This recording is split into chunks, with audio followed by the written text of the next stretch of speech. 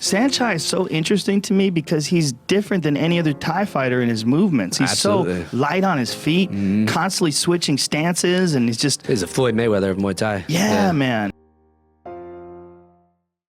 Hello. Boom, the question mark kick, noted for the shape it draws when it pops a feint down low, right before crashing up high. It would be identical to a Taekwondo roundhouse if you took away the feint and used a more bladed stance before drawing it into the chamber. This is actually one of my favorite kicks because when thrown fluidly, it's very hard to deal with. But there's a reason why Saenchai's opponent reacts so heavily to the feint. Why, you say? The secret is his strong teep. Now, the teep is a distancing technique. Having been hit by this technique a lot, I can say that it usually doesn't hurt that bad. It's just good at creating space. It's more of a push. Saenchai, though, he is really effective at putting oomph behind his. Every time he throws it, it's not just a push. He pops his body weight very quickly into the kick. The Saenchai, with his quick and snappy kinetic chain, he simply deals more damage with this technique than normal. Thus, as the kicks add up, he painfully conditions his opponent to think low every time he'd raise his leg. Saenchai would also feint the teep to see how his opponent would react, searching for whether or not he was lowering his hands. If his opponent was to continue fighting, it was only a matter of time, especially when you relax to catch your breath at round's end. The adrenaline starts to wear off. In that moment, your sensation of pain comes back. Your gut loosens and you take that breath. You realize that really hurt. Your diaphragm, bladder, liver, stomach, short rib. Taking all those shots, that one deep breath, it jolted it all back to memory. And so, you don't know if you can take any more. Quite frankly, you really don't want to find out. The beginning of round 3. You can see how heavily Saenchai's opponent reacted. It was instant, bracing for a kick that never came.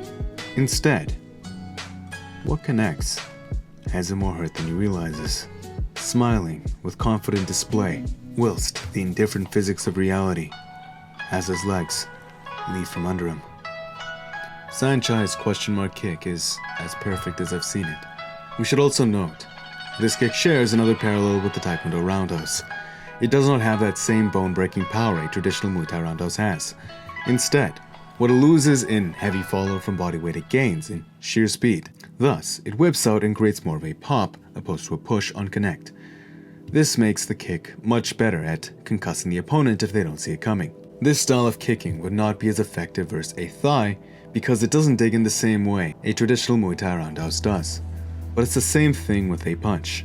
As they say, it's not the hardest one. Quite literally, it's just that quick pop they don't see coming, and when their muscles are all relaxed, not ready to absorb that speed. That's what really has them seeing stars.